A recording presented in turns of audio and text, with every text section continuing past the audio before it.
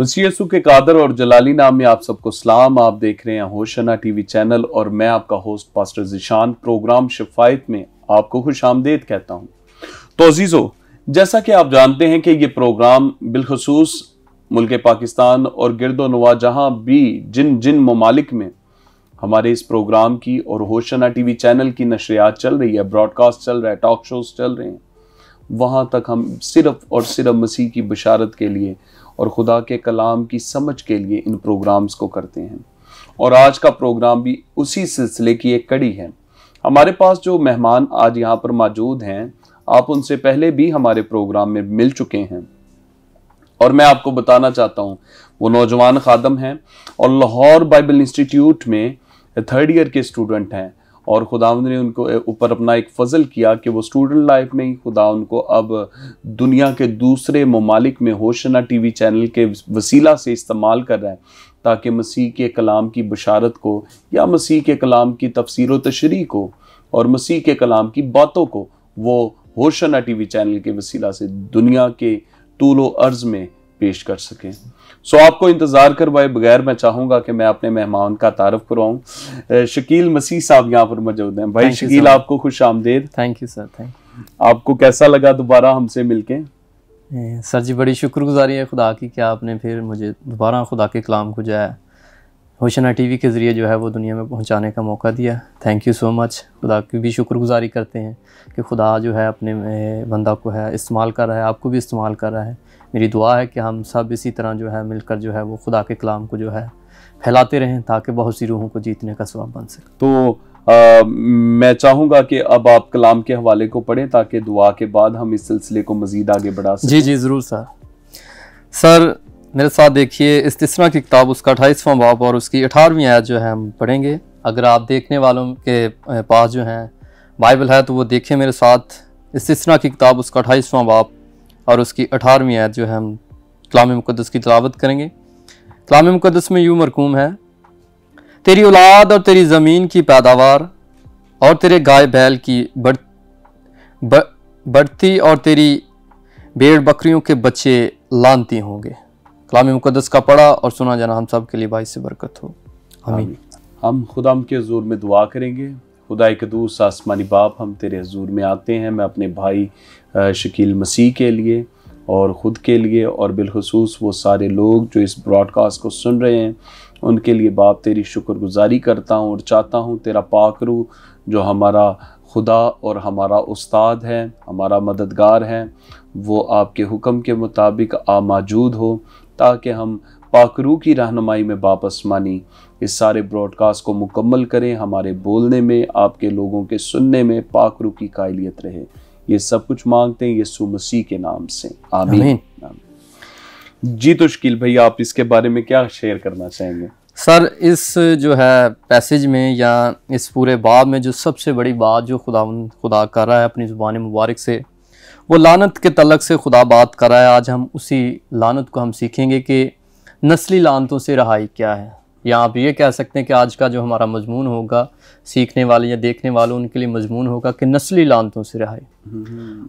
अगर हम इस लफ्ज़ के मीनिंग, इंग्लिश मीनिंग देखते हैं तो इसके लिए कर्ज इस्तेमाल किया गया है बाइबल में, और अगर हम अबरानी में इसके लिए लफ्ज़ देखें तो वो कटरा इस्तेमाल किया गया है, और यूनानी ज़ुबान में इसके लिए लफ्ज़ जो इस्तेमाल किया है वो कास इस्तेमाल किया गया है।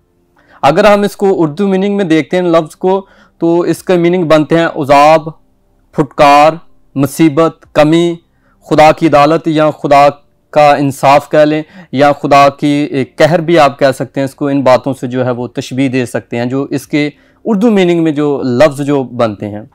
अगर हम इस लफ्ज़ के मफ़हूम को देखते हैं तो किसी ऐसे काम का या फेल का नस्ल दर नस्ल चलते रहना, चाहे वो लानत की सूरत में हो चाहे वो बरकत की सूरत में हो, वो इन्हीं चीज़ों में आएगा। अगर आपकी ज़िंदगी में कमियां हैं, कोई ऐसे अज़ाब परेशानी आ रही हैं, तो आप ये देख सकते हैं कि आप शायद लानत की कर्ज में हो सकते हैं। अगर ये इस तरह है तो अगर आप देख सकते हैं कि अगर अच्छे काम आपकी ज़िंदगी में चल रहे हैं तो वो बरकत की सूरत में हो सकते हैं। अगर हम इस मजमून को देखते हैं कि नस्ली लानतों से रहाई को अगर हम इंग्लिश ज़बान में देखते हैं तो वो इसके लिए डिलीवरेंस इस्तेमाल किया गया है। और अगर हम अबरानी में देखते हैं तो इसके लिए लफ्ज़ जो इस्तेमाल किया गया है वो अखराज इस्तेमाल किया है, और यूनानी में इसके लिए कास इस्तेमाल किया गया है। तो इसके मीनिंग बनते हैं रहाई या गुनाहों से रहाई, निजात या मखलसी छुटकारा। अगर हम इसकी फाउंडेशन देखते हैं इस लफ्ज़ की, तो इसके पीछे अगर हम कर्ज को देखते हैं तो एक प्रॉफिट कर्ज होती है और एक डिवल कर्ज होती है और एक गॉड कर्ज होती है। प्रॉफिट या नबी की कर्ज नबी की लानत कह सकते हैं, और अगर हम डिवल कर्ज देखें तो डिवल यानी शैतान की कर्ज लानत कह सकते हैं। और अगर खुदा की अगर हम लानत देखें तो खुदा की लानत के पीछे सबसे बड़ी वजह जो है वो नाफरमानी ही आएगी। मिसाल के तौर पर जिस तरह आदम और हवा ने जो है वो खुदा की नाफरमानी की, इस तरह काहिन और जो है उसने खुदा की नाफरमानी की तो खुदा ने उससे कहा कि ज़मीन के सबब से तू लानती ठहरा। इसी तरह खुदा ने भी कहा, आदम से कहा कि तू ज़मीन तेरे सबब से लानती हुई। ये खुदा की ही लानत है। अगर हम देखें कि लानत की अगर रहाई का हम देखें कि सबसे बड़ा जो वाह जरिया वो यीशु मसीह है, क्योंकि वो हमारे लिए लानती बना। क्योंकि गलतियों 3 बाब और उसकी 17वीं आयत में लिखा है कि जो लकड़ी जिसने हमें मूल लेकर यानी खरीद लिया, जो लकड़ी पर लटकाया गया वो लानती है, यानी वही हमारी लानतों के लिए जो है वो हमारे लिए लानती बना या सलीबी मौत मरा। बेशक बेशुमार ऐसे लोग हैं, कुछ लोग कहते हैं कि हम हर रोज चर्च जाते हैं, हमारे ऊपर तो लानत आ ही नहीं सकती, हम कैसे लानत के नीचे आ सकते हैं। वो इस गलत फहमी का शिकार है या इस रिसेप्शन का शिकार है, क्योंकि वो समझते हैं कि हम अगर मसीही खानदान में पैदा हुए तो हमारे ऊपर तो लानत आ ही नहीं सकती। लेकिन उनको सोचने और समझने की जरूरत है, क्योंकि कलाम मुकद्दस बयान करता है कि मेरे लोग अदम मार्फत की वजह से हलाक हुए। अदम मार्फत इस कदर खतरनाक है कि अगर इल्म का ना होना या समझ का ना होना, पहचान का ना होना इस कदर खतरनाक है कि लोग बीमार ही नहीं हुए, गरीब ही नहीं हुए, बल्कि मर ही गए। क्योंकि खुदा कह रहा है कि मेरे लोग अदम मार्फत की वजह से हलाक हुए। अगर हमारे पास खुदा का इल्म या खुदा के कलाम की समझ पहचान नहीं है तो उसका बाइबल का इल्म होना बहुत जरूरी है और उस पर अमल करना और भी जरूरी है। क्योंकि खुदा का कलाम यही बातें सिखा रहा है कि अगर तुम ये बातें मेरी यानी अपनी जिंदगी में रहकर ना करोगे, ये तो तमाम लानतें तुझ पर चलती रहें। यानी अगर हम देखते हैं तो ये नस्ल दर नस्ल चलती रहेंगी, एक से दूसरे और दूसरे को तीसरे तक, यानी आपकी नस्लों दर नस्ल वो जो लानत है वो चलती रहेंगी। इसी तरह अगर हम देखते हैं कि हम यीशु में रहकर जिंदगी गुजार रहे हैं तो तब ही हम इन लानतों से जो है वो बच सकते हैं। अगर नहीं है तो वो हमारी जिंदगी में जो है वो चलती रहेंगी। बहुत सारे ऐसे जो है खुदाम या कह लें कि ऐसे लोग हैं जो कहते हैं कि ये लानत हमारी जिंदगी में नहीं आ सकती, लेकिन हम इन चीज़ों को इस तरह सीख सकते हैं कि इस बाइबल मुकद्दस में यानी इस हवाले में जो 14 आयत जो है वो बरकत के तलक से है, लेकिन 56 आयत या 54 आयत जो है वो लानत के तलक से खुदा ने बयान किया है। इस कदर खुदा को जो है अपने लोगों की फिक्र है या दर्द है या एहसास है कि खुदा चाहता है कि मेरे लोग हलाक ना हो जाएं। इसी तरह आज के दौर में भी खुदा यही चाहता है कि खुदा उनकी जिंदगी में जो बरकतें रुकी हुई हैं उनकी जिंदगी में वो बहाल हो सकें। बहुत सारी ऐसी कंट्रियां जैसा कि ऑस्ट्रेलिया, अमेरिका, जितनी भी यूरोपियन कंट्रियां वो कहती हैं कि लानत तो कोई चीज ही नहीं है, लेकिन वो एक बात पर बहुत ज्यादा जोर देते हैं, वो कहते हैं बरकत नस्ल दर नस्ल है। अगर बरकत नस्ल दर नस्ल है तो लानत भी नस्ल दर नस्ल चलेगी।